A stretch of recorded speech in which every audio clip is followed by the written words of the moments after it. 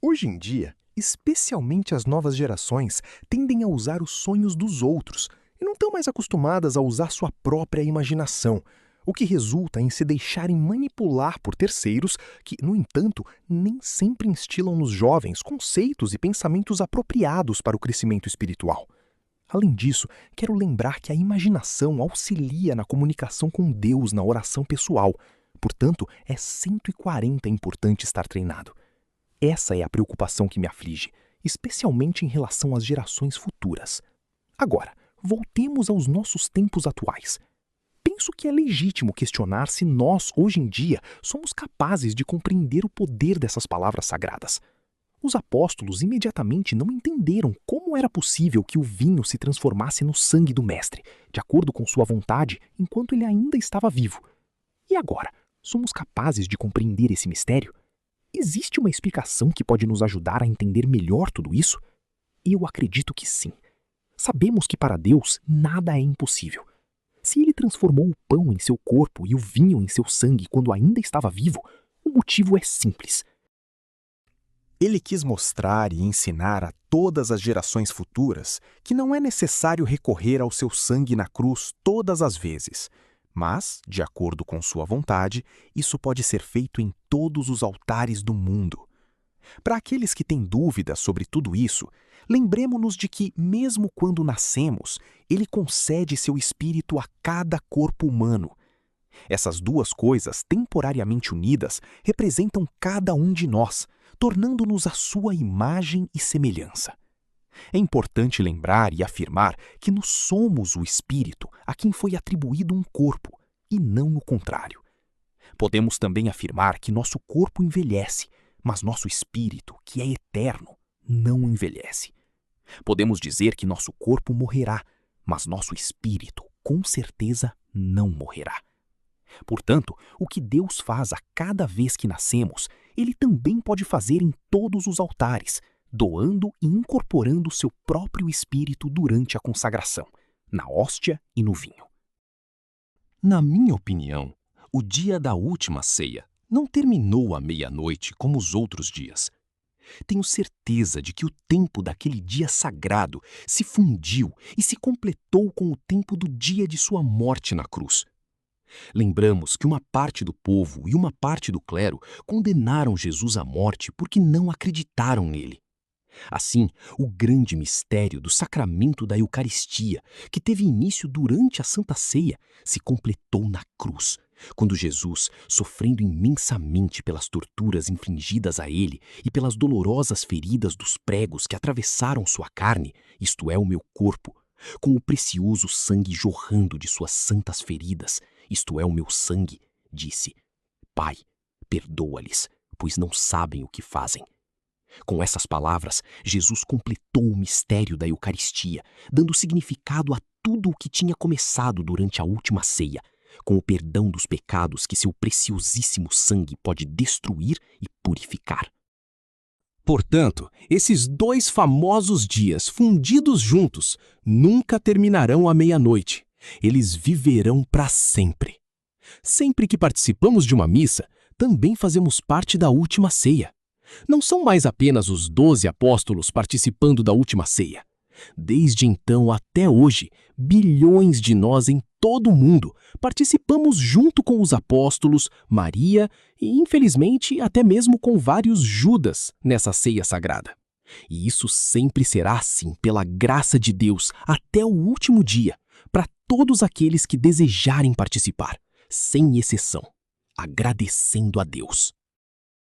Capítulo 18. A transformação para reciclagem. A palavra reciclagem geralmente significa que algo é reutilizado na sua forma original, sem ser transformado em algo diferente. Enquanto a transformação envolve o uso de materiais, incluindo materiais reciclados, para transformá-los e reutilizá-los de acordo com nossas necessidades. Na natureza, esse processo ocorre normalmente, pois sabemos que a força da natureza terrestre pode transformar e, assim, reciclar quase tudo. Nesse sentido, gostaria de citar a famosa frase de Albert Einstein: nada se cria e nada se destrói. Quero questionar e examinar essa frase cuidadosamente, para ver se ela corresponde à verdade do que ele quer nos ensinar. Meu exame parte do conhecimento real de que o universo não é formado apenas por matéria, mas também por espíritos. Começarei a examinar a matéria. Vamos falar da matéria terrestre, que conhecemos muito bem. Então, vamos examinar quem pode e o que pode se transformar.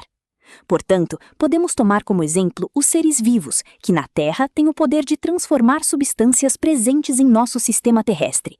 Isso ocorre quase sempre de acordo com as leis da natureza, tanto no mundo animal quanto no mundo vegetal, mas, neste segundo caso, de forma limitada. Nós sabemos que os seres humanos conseguem transformar e reciclar quase tudo, ou talvez tudo. Até aqui são coisas que todos sabem, mas quero destacar um aspecto que, na minha opinião, é importante, e é exatamente o seguinte. Existem circunstâncias em que a reciclagem não é possível entre alguns seres vivos ou entre objetos completamente inanimados, a menos que isso ocorra apenas com a ajuda de um fator externo devido à ação da natureza? Eu acredito que sim. De fato, um pedaço de madeira não pode reciclar outro pedaço de madeira. A água não pode reciclar outra água. A pedra não pode reciclar outra pedra. Então podemos dizer que materiais semelhantes não podem ser reciclados entre si. Este conceito será fundamental para entender melhor os conceitos que explicarei posteriormente. No reino animal e vegetal vivo, isso não existe, de fato. Mais ou menos. Todos podem reciclar. Aqui também podemos observar como os seres humanos, em comparação com o resto da criação, têm inúmeras possibilidades a mais. O ser humano não pode se reciclar a si mesmo? Um homem pode reciclar o corpo de outro homem apenas na matéria, mas não no espírito, uma vez que o espírito humano, que faz parte da entidade divina e é considerado indestrutível, e por isso não está sujeito à reciclagem. Vamos agora examinar se o espírito pode ser reciclado, destruído ou eliminado. 144. Alguém pode me perguntar: quem és tu para afirmar este conceito? Posso responder com tranquilidade que este conceito nos foi revelado de forma muito clara por Jesus, muitas vezes nos evangelhos. Ele afirma que todos os espíritos criados por Deus Todo-Poderoso são indestrutíveis e absolutamente não transformáveis. De fato, se pegarmos o exemplo dos anjos rebeldes, Deus poderia tê-los aniquilado e eliminado para sempre.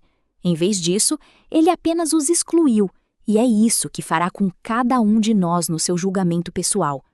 Portanto, aqui também se aplica o conceito, como o exemplo anterior mencionado, de que, assim como um pedaço de madeira não pode transformar nem destruir outro pedaço de madeira, Jesus nos ensina que um espírito não pode transformar nem destruir outro espírito.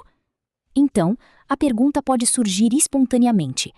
Quando uma alma é enviada por Deus ao purgatório, isso é ou não é uma transformação? Eu diria que não, porque nesse caso trata-se de purificação ou reciclagem. Com uma análise cuidadosa, podemos notar que o espírito enviado ao purgatório não muda ou se transforma, mas é apenas purificado, ou melhor dizendo, limpo, porque é impossível entrar no paraíso com vestígios impuros de Satanás. Se quisermos dar um exemplo prático, podemos comparar a alma que vai para o purgatório à água impura que, antes de chegar às nossas tubulações em casa para que possamos bebê-la, passa por um filtro purificador. No entanto, quando sai, a substância não muda, pois era água e continua sendo água. 145. Então, agora vamos reexaminar a famosa frase de Albert Einstein: nada se cria e nada se destrói. Nada se cria. Um cientista famoso italiano chamado Zicchitti afirmou que, em toda a sua experiência profissional, nunca encontrou alguém que tenha conseguido demonstrar que, a partir de uma pedra, pode nascer um ser vivo. Portanto, eu digo que o conceito oposto também é válido, ou seja, que nenhum ser vivo, se não existia, poderia criar uma pedra. Nada se destrói. Este conceito é uma realidade em nosso mundo, pois todos concordamos que nada se destrói, mas tudo se transforma, mas apenas na matéria, como examinamos anteriormente e como vimos nos parágrafos anteriores. A matéria foi criada por Deus, mas agora não sabemos se, quando tudo terminar, Deus desejará mantê-la ou eliminá-la para sempre. Para Deus, o conceito que prevalece é que, além dos espíritos à sua imagem e semelhança, ele pode criar tudo, ou destruir e apagar todo para sempre. Portanto, a afirmação de Albert Einstein é válida apenas para o que nos foi 146 concedido por Deus no reino que ele criou, onde agora vivemos. No mundo espiritual, essas leis não se aplicam, como por exemplo o tempo, a velocidade, as dimensões, a capacidade de estar presente em lugares diferentes ao mesmo tempo, nos idiomas, no esplendor, no espaço e talvez em muitas outras coisas que não conhecemos. Capítulo 19.